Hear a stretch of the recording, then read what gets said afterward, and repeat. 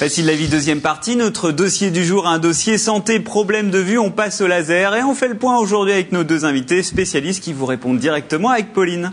Oui, alors, des questions, il y en a beaucoup, hein, je n'ai jamais autant de questions. De Myriam, justement, elle voudrait savoir si la sécurité sociale rembourse l'opération, en tout cas une partie de l'opération. Au moins, si les mutuelles peuvent participer, certaines, hein, on va faire le point, justement. Il est clairvoyant et ça, sans laser, c'est Christophe Beigneux qui vous écarquille les yeux tous les jours et c'est dans Facile la vie. Démonstration tout de suite. Depuis plusieurs années, vous vous rendez compte qu'il y a comme un problème avec vos yeux. Vous ne savez pas très bien comment l'expliquer, mais de toute évidence, quelque chose ne tourne pas rond avec votre vision. Oui, aïe, aïe, aïe, aïe. Vous êtes peut-être atteint de myopie, c'est-à-dire que vous voyez flou ce qui est éloigné de vous. Ou alors de presbytie, vous n'arrivez pas à bien voir ce qui est près de vos yeux. Ou encore d'astigmatisme. En gros, vous ne voyez pas bien de près ou de loin. Et ça, c'est vraiment moche comme problème. On pourrait aussi vous parler de daltonisme, d'hypermétropie et de plein d'autres troubles avec des noms très compliqués à dire. Eh oui, c'est fou le nombre de soucis qu'on peut avoir avec nos yeux. Parfois, ces problèmes surviennent dès notre plus jeune âge. Un enfant de moins de 5 ans sur 6 a des ennuis avec ses yeux. Ça fait tout de même 600 000 enfants en tout. Alors c'est sûr, on ne va rien vous apprendre en vous disant qu'on peut résoudre la plupart des problèmes de vue en portant des lunettes. Mais si, pensez tout de même à faire contrôler régulièrement vos yeux car la correction des verres de lunettes peut changer. Mais si vraiment vous vous arrachez les yeux avec vos problèmes aux yeux, alors vous serez peut-être tenté par une intervention chirurgicale.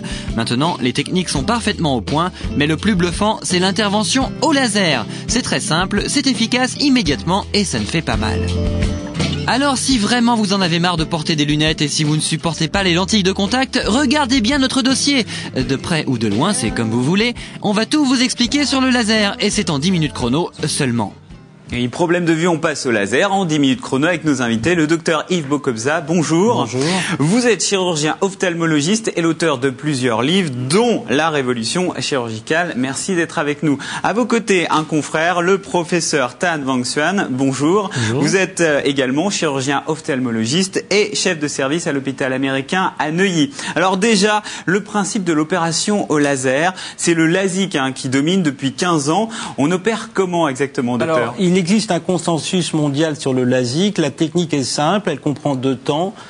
Premier temps, découpe d'une fine lamelle de cornée qui va être soulevée, puis action du deuxième temps, donc du laser excimaire, qui lui va corriger le défaut visuel, myopie, hypermétropie, astigmatisme, voire presbytie. Alors tout de suite, ça peut impressionner. On est sous anesthésie générale, locale? Alors on est sous anesthésie locale avec de simples gouttes. L'opération est très rapide, quasiment indolore. Elle dure 5 à 6 minutes. Ce qui est nouveau, c'est la découpe de la lamelle cornéenne qui se fait aujourd'hui également avec un laser, le laser femtoseconde.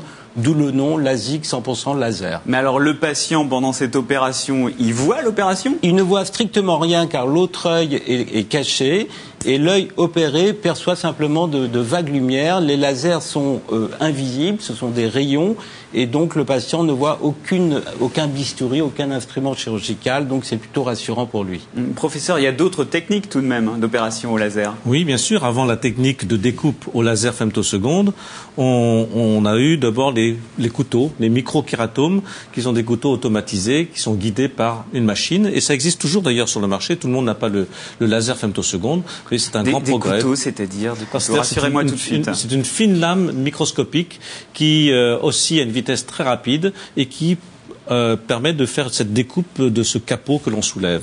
D'accord. C'est aussi sans risque. En fait, on peut avoir la sensation qu'on enlève une lentille, mais il n'y a pas de lentille. Oui, en fait, l'anesthésie à base de gouttes est très puissante, donc il n'y a aucune sensation pendant l'intervention. Elle est vraiment impression, souvent beaucoup d'angoisse et d'inquiétude, mais c'est tellement rapide que... Mais il y a de quoi en même temps, les yeux, c'est tellement symbolique, on peut avoir un petit peu les jetons. Absolument, il y a toujours une appréhension et c'est le rôle du chirurgien de rassurer le patient, de lui parler pendant l'intervention et de lui dire chaque étape après chaque étape ce qui va se passer, ce qu'il va ressentir. Vous avez besoin d'être rassuré, c'est maintenant avec Pauline, elle est très rassurante. Oui, ils ont besoin d'être rassurés, de vraiment rassurés. Donc plusieurs téléspectateurs savent que donc les paupières sont retenues avec un écarteur pour que le chirurgien puisse faire son travail, mais s'inquiètent de comment faire pour que l'œil ne bouge pas, parce que c'est l'œil qui regarde le laser. Alors est-ce que s'il regarde pas droit, qu'est-ce qui va se passer? Alors professeur, est-ce que c'est difficile? comment ça se passe justement? Alors pour maintenir l'œil en place, il y a un système de ventouse qui aspire le pourtour de l'œil et l'œil ne bouge pas du tout pendant l'intervention. Donc il n'y a Donc, tout va bien, aucun risque, il y a une sécurité absolue. Non, ce n'est pas possible. Et je rajouterai, pour compléter ce qui vient d'être dit, c'est que pendant le deuxième temps, donc le laser excimer qui corrige le défaut visuel, tous les lasers actuels sont équipés de systèmes d'eye tracker, c'est-à-dire que si l'œil bouge d'1 millimètre, le laser poursuit l'œil, donc il n'y a pas de risque de traitement mal centré, si vous voulez. Donc il y a une double sécurisation. Professeur, le LASIK, donc, cette technique est utilisée maintenant depuis 15 ans. C'est un recul suffisant tout de même. On est sûr des résultats à long terme? Alors le LASIK est utilisé depuis 1990, donc ça fait presque 18 ans, et on a un recul suffisant pour sélectionner les bons cas pour cette technique. Parce qu'il existe aussi des cas qui ne peuvent pas subir cette découpe au laser. Alors ce sont les gens qui auront par exemple une cornée trop mince ou trop peu résistante. Alors on est obligé d'enlever la myopie ou l'hypermétropie ou l'astigmatisme en rabotant la surface de l'œil sans soulever le capot parce que l'épaisseur n'est pas suffisante. Et ça c'est l'ancienne technique aussi. Ça c'est l'ancienne technique qui est toujours valable pour certains types de patients. C'est vraiment une chirurgie à la carte. Docteur, par rapport au LASIK, il faut également que la vue soit stabilisée. Ça, c'est essentiel. Les critères de sélection sont très stricts. Donc, le principal critère, c'est bien sûr la stabilisation de la vision. Il n'est pas question d'opérer un myope de 18 ans. Donc, si vous le faisiez, la myopie... À partir de quel âge, alors? En général, à partir de 21 ans, et à condition qu'il n'y ait pas de variation. Donc pas de mineur pour le LASIK? Pas de mineur, jamais. D'accord. Vos questions avec Pauline? Oui, je transmettais la question au début d'émission de Raphaël, qui est astigmate et un peu hypermétrope. Est-ce qu'elle a aussi accès à la chirurgie ou bien à une opération au laser? Eh bien oui, tout à fait. Tous les défauts visuels aujourd'hui sont opérables. Hypermétrope et astigmate, c'est une association fréquente qui peut tout à fait bénéficier de cette chirurgie avec d'excellents résultats prévisibles. Alors professeur, pourquoi ça coûte si cher? C'est 3 000 € en moyenne pour les deux yeux. C'est quand même pas donné. Alors, il y a une technologie qui a un coût, une technologie très fine, une maintenance du matériel. Donc, dans ce prix-là, il y a la partie maintenance du laser, achat des consommables, c'est-à-dire du matériel qu'on utilise et qu'on jette après avoir pratiqué le geste sur chaque patient. On n'utilise pas le même matériel. Et ensuite, il y a les honoraires du chirurgien. Et finalement, quand vous calculez le prix d'une paire de lunettes avec la monture ou bien le coût des lentilles avec les solutions d'entretien, c'est très rapidement amorti pour un défaut visuel relativement modéré ou même faible. Mais tout de même, le prix, Pauline, ça interroge certains téléspectateurs, je crois. Oui, alors justement, la sécurité sociale, est-ce qu'elle prend en charge une partie de l'opération ou des mutuelles? Est-ce qu'on peut compter sur un petit peu d'aide? Non, en fait, la sécurité sociale ne prend absolument rien. Jamais. Jamais, car c'est une chirurgie considérée comme de confort. Les mutuelles ont fait un calcul et se sont rendus compte qu'en fait, 3 ans de remboursement de lunettes et de lentilles équivaut au prix d'une opération. Donc pour autant, toutes les mutuelles ne remboursent pas. Alors de plus en plus, maintenant, les mutuelles remboursent un forfait tant d'euros par œil. Elles remboursent un œil, parfois. Elles remboursent un œil, de très bonnes mutuelles, les deux, mais c'est très très rare. Les plus chers, finalement. Les plus chers. Il n'y a pas de secret. Allez, une autre question avec Pauline. Oui, évidemment, question primordiale. Est-ce qu'il y a des effets secondaires? Jocelyne donc, s'inquiète un petit peu de ressentir des choses désagréables après l'opération. Professeur, derrière l'opération, dans les heures qui suivent déjà, est-ce qu'on peut conduire, par exemple?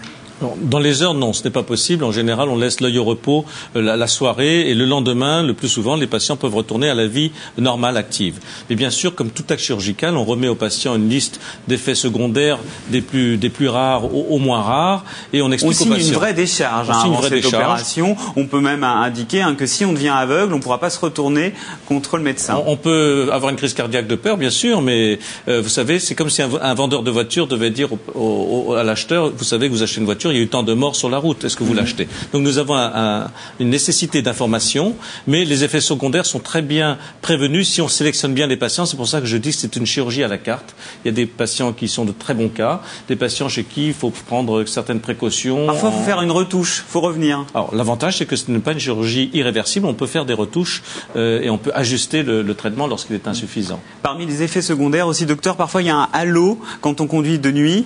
Alors, c'est vrai que parmi les effets existent ces halos nocturnes qui peuvent gêner la conduite.